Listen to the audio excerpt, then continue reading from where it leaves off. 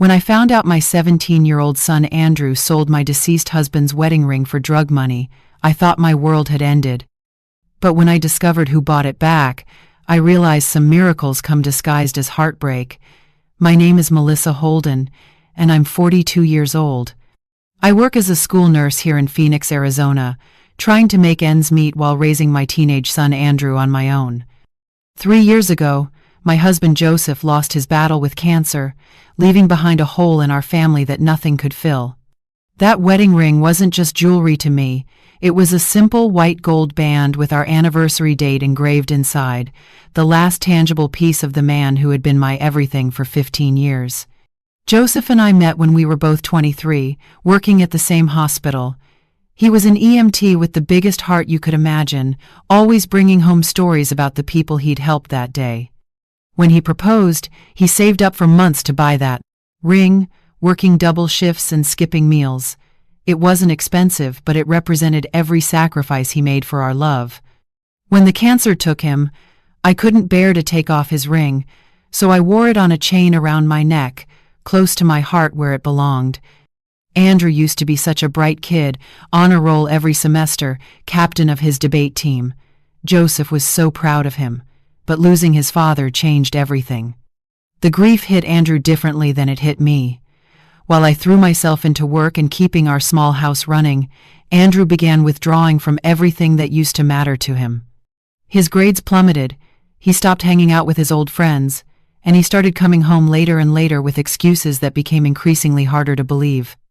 I'd been noticing little things going missing around the house. $20 from my purse here, my grandmother's silver bracelet there. Deep down I knew what was happening, but admitting it felt like losing Joseph all over again. How could the sweet boy who used to make me Father's Day cards for his dad, promising to take care of me when he got older, be stealing from me? I kept telling myself it was just teenage rebellion, that he'd snap out of it once the grief passed. But grief doesn't pass, it transforms. And sometimes it transforms people in ways you never see coming.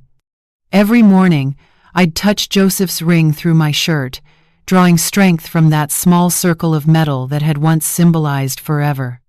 I had no idea that in just a few weeks, that ring would disappear, taking me on a journey that would change everything I thought I knew about loss, hope, and the mysterious ways love continues to work in our lives even after death.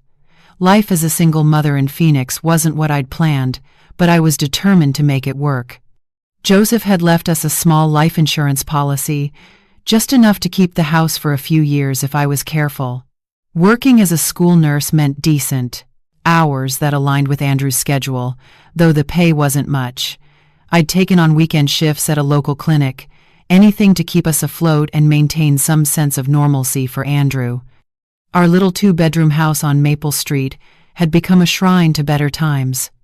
Joseph's coffee mug still sat in the kitchen cabinet, his favorite books lined the shelves, and his cologne lingered faintly in our bedroom closet. I couldn't bring myself to pack away his things, and honestly, Andrew never asked me to. In some ways, keeping Joseph's presence alive in our home felt like the only way to hold our fractured family together. Andrew's transformation had been gradual, so subtle that I almost missed it entirely.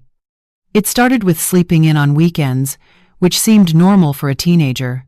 Then came the missed curfews, followed by mysterious phone calls he'd take outside.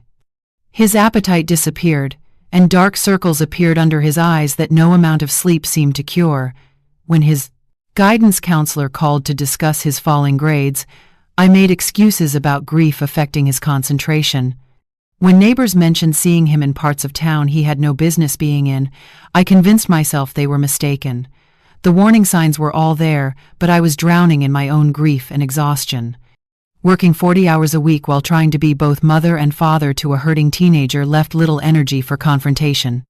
Every evening, I'd come home hoping to find the old Andrew, the one who'd sit with me at the kitchen table doing homework while I graded papers, the one who'd randomly hug me and tell me everything would be okay. Instead, I'd find notes saying he was at a friend's house, or I'd hear his bedroom door slam shut before I could even say hello. Joseph's ring became my anchor during those lonely months. Whenever Andrew's behavior worried me, whenever the bills seemed overwhelming, whenever the silence in our house felt suffocating, I'd reach for that chain around my neck. The weight of it reminded me that I'd been loved completely once, that I'd been part of something beautiful, and that somehow I had to find the strength to guide Andrew through this darkness. I started sleeping with my bedroom door open, hoping to hear Andrew come home each night. The few times we did talk, really talk, he'd apologize for his behavior and promise to do better. For brief moments, I'd see glimpses of my sweet boy underneath all that pain. But those moments became rarer, and the promises became emptier. I was watching my son disappear piece by piece, just like I'd watched cancer steal my husband, and I felt powerless to stop either tragedy. Friends and family kept telling me I needed to be tougher, to set boundaries, to stop enabling him. But how do you discipline someone who's already been punished by life more than any teenager should be? How do you take away privileges from someone who's already lost the most important person in his world? I thought love and patience would be enough to bring him back to me. I had no idea how much further we both had to fall before we could find our way back up. Tuesday, March 15th, I'll never forget that date. I woke up feeling unusually optimistic because Andrew had actually come home at a reasonable hour the night before, and had even eaten dinner with me. For the first time in weeks, I thought maybe we were turning a corner. I went through my usual morning routine: shower, coffee, and reaching for Joseph's ring to kiss it before tucking it under my scrub top. But my fingers found nothing but bare skin. The panic hit me like ice water. I tore through my jewelry box, stripped my bed, searched every inch of my bathroom. Nothing. My hands shook as I called out for Andrew, but his bedroom was empty, his bed unslept in. That's when the horrible truth began to sink in. I'd been so relieved by his early arrival that I hadn't questioned why he'd been so unusually affectionate, hugging me, good night, and telling me he loved me. Now I realized it had been guilt, not genuine emotion. When Andrew finally stumbled through the front door at 11 that morning, eyes bloodshot and reeking of substances I didn't want to identify, I was waiting for him in the living room with my arms crossed. "Where is it?" I asked, my voice barely controlled. He tried to play innocent at first. "Where's what, Mom?" "Don't you dare lie to me, Andrew. My ring. Your father's ring. Where is it?" The color drained from his face, and I watched my worst fears confirm themselves in his expression. For a moment, neither of us spoke. Then, like a dam bursting, everything came pouring out. The addiction had started small, just pills from medicine cabinets at parties, but it had grown into something that controlled every decision he made. He'd sold everything else first: his gaming system, his bike, even the watch Joseph had given him for his birthday. "I took it to Eddie's pawn on Central Avenue," he finally whispered, tears streaming down his face. "I got $40 for it." $40. 15 years of marriage, reduced to $40. How could you take the one thing that meant everything to me? I screamed, months of suppressed frustration exploding. That was all I had left of him. Andrew's grief and shame transformed into defensive anger. "Dad's dead, Mom. That stupid ring won't bring him back. Nothing will. You sit around here like some kind of shrine keeper, but he's gone and he's never coming back." His words hit me like physical blows, not just because of their cruelty, but because somewhere deep down, I knew he was voicing fears I'd been hiding from myself. Had I been clinging to Joseph's memory so tightly that I'd failed to help my son process his own grief? But knowing didn't make the betrayal hurt any less. I grabbed my keys and drove straight to Eddie's pawn shop, my heart hammering the entire way. The shop was exactly what you'd expect: cluttered, dimly lit, smelling of desperation. When I described the ring to Eddie, a heavy-set man with kind eyes, his face fell. "Lady, I'm real sorry, but that ring sold this morning. Cash sale. I can't tell you who bought it, privacy laws and all that." I begged. I pleaded. I offered to pay double, triple what they'd sold it for, but Eddie just shook his head sadly. "I wish I could help you, but my hands are tied." Whoever bought it paid cash and didn't leave any contact information. Driving home, I felt like I was suffocating. Joseph was truly gone now, and Andrew, my only remaining connection to the love we'd shared, had been the one to sever that final thread. That night, I did something I hadn't done since Joseph's funeral. I cried, until I had no tears left. But somewhere between despair and dawn, anger began to replace the heartbreak. I wasn't going to let this be the end of the story. Joseph's ring was out there somewhere, and I was going to find it. I started with social media, posting a "From Time Our Close.org" tearful video on Facebook that quickly got shared throughout our community. "Please," I said to the camera, holding up our wedding photo, "if you recently bought a white gold wedding band from Eddie's pawn shop on Central Avenue, it belonged to my late husband. It has our anniversary date engraved inside, June 12, 2007.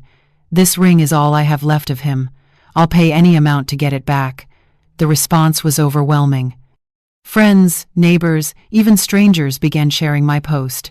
Local news stations picked up the story. I printed hundreds of flyers with a photo of a similar ring and posted them on every bulletin board, telephone pole, and store window that would allow it. The reward I offered grew from $100 to $500 to $1,000, money I didn't have, but would somehow find. My sister Paloma drove down from Flagstaff to stay with me for a few days. She found me at the kitchen table at 2 a.m, scrolling through online jewelry, marketplaces, and calling pawn shops in surrounding cities. "Melissa, honey, maybe this is a sign," she said gently. "Maybe it's time to let go. Joseph wouldn't want you destroying yourself over a piece of metal." "It's not just metal," I snapped. "It's proof that I was loved. It's proof that our marriage meant something. It's proof that Joseph existed and that our life together wasn't just some dream I made up to cope with being alone." Paloma sat down beside me and took my hands. "Your love doesn't need proof, Mel, and neither does Joseph's existence. Andrew knows his father lived and loved him. You know it. Everyone who met Joseph knows it." But I couldn't hear her logic through my desperation. Finding that ring had become my purpose, the only thing standing between me and complete emotional collapse. Meanwhile, Andrew was spiraling even further. The guilt of what he'd done, combined with his ongoing addiction, made him completely unreachable. We had a massive fight when I gave him an ultimatum: get into treatment immediately or find somewhere else to live. He chose to leave, crashing with friends whose parents either didn't know or didn't care what their kids were doing. For the first time in my adult life, I was completely alone. The house felt enormous and silent. I'd lost my husband, my ring, and now my son. But instead of giving up, I doubled down on my search efforts.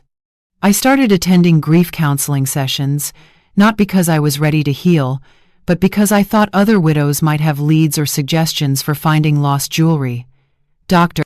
Martinez, my counselor, tried to help me see that my obsession with the ring might be preventing me from processing my actual grief, but I wasn't ready to hear that.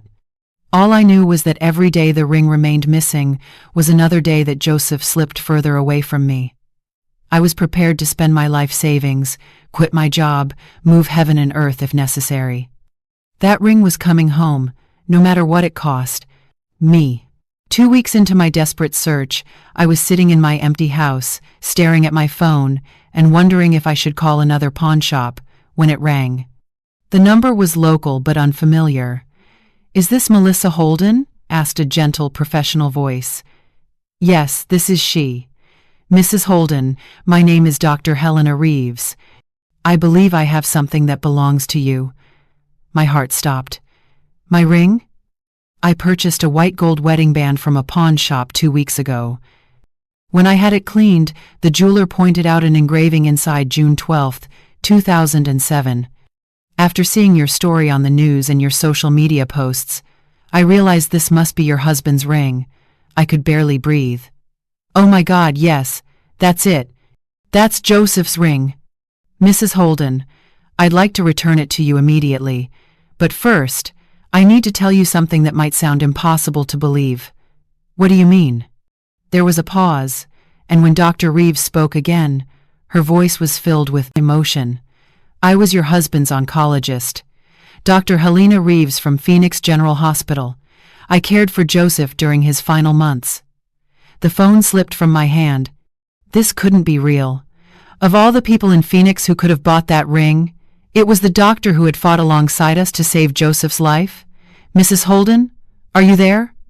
I picked up the phone with shaking hands. Dr. Reeves, I don't understand. How is this possible? I've been asking myself the same question. I bought the ring on impulse. Something about it called to me, though I couldn't say why. When I saw the engraving and then your story, I remembered your husband immediately. He spoke about you and Andrew constantly during his treatments. He was so worried about taking care of his family. He talked about us? All the time. But Mrs. Holden, there's something else. During one of our last conversations, Joseph asked me to promise him something. He said if anything ever happened to his family, if you or Andrew ever needed help and didn't know where to turn, I should try to be there for you. He said you'd be too proud to ask for help, but that you'd need it anyway. I was crying so hard I could barely speak. He said that? He made me write down your contact information. I've carried it in my wallet for 3 years, wondering if I'd ever need to use it. When I saw your posts about the missing ring, I felt like Joseph was trying to tell me something. Can I come get the ring? Of course, but Mrs. Holden, I want to discuss something else with you as well. Something about Andrew. My blood went cold. How did she know about Andrew's situation? I've been following your story online, and I've seen some of the comments from community members. I run a specialized addiction program here in Phoenix, one that your husband actually donated to before he passed away. Joseph specifically asked that we focus on helping teenagers whose families couldn't afford private treatment. I couldn't stop sobbing. Even in death, Joseph was still trying to take care of us. Would you be willing to meet with me tomorrow? I'd like to return your ring and talk about how we might be able to help Andrew. I think Joseph would want me to try.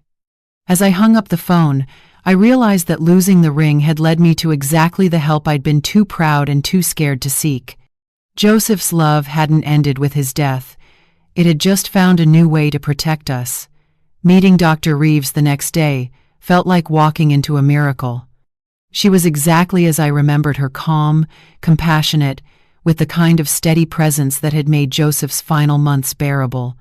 When she placed his ring in my palm, I felt a completeness I hadn't experienced since the day he died. But the ring was just the beginning. Dr. Reeves didn't just return my most precious possession, she handed me a lifeline I didn't even know I needed. The addiction treatment program she ran wasn't just any program. It was specifically designed for teenagers dealing with grief-related substance abuse, and Joseph had been one of its founding donors after learning about it during his own treatment. Your husband told me that if anything happened to him, his biggest fear was that Andrew would lose his way, Dr. Reeves explained as we sat in her office. He made a significant donation and specifically requested that we reserve a spot for Andrew if it was ever needed. He said he couldn't bear the thought of his son suffering alone. When I called Andrew and told him about Dr. Reeves and her program, he initially resisted. But when I explained the connection to his father, something shifted in him. "Dad set this up for me?" he asked, his voice breaking. "He loved you so much, Andrew. Even when he was dying, he was thinking about your future." For the first time since Joseph's death, Andrew cried real tears instead of angry ones. He agreed to meet with Dr. Reeves, and within a week, he'd entered her program. It wasn't easy, recovery never is, but having that connection to his father gave Andrew strength he'd never had before. As I sit here now, 6 months later, wearing Joseph's ring on my finger where it belongs, I can see how perfectly everything fell into place. Andrew is 4 months clean and back in school. He's even started volunteering at Dr. Reeves' clinic, helping other teenagers who are where he was. We talk every day now, really talk, about Joseph and grief and how to live with loss without being destroyed by it. Dr. Reeves and I have become close friends. She's helped me understand that my desperate search for the ring wasn't really about the jewelry, it was about fear that Joseph's love had died with him. But love doesn't die. It transforms. It finds new channels. It works in ways we never expect. Last week, Andrew and I visited Joseph's grave together for the first time since the ring incident. As we stood there, Andrew said, "Mom, do you think Dad somehow made sure Dr. Reeves bought the ring?" I touched the band on my finger and smiled. "I think your father's love is bigger than death, and sometimes miracles come disguised as disasters. Sometimes losing something is the only way to find what we really need." The ring I thought I'd lost forever led me to find something even more precious: hope for my son's future and proof that love truly is eternal. Sometimes the darkest moments in our lives are actually doorways to the light we didn't know we were looking for. Joseph is still taking care of us, just in ways I never could have imagined.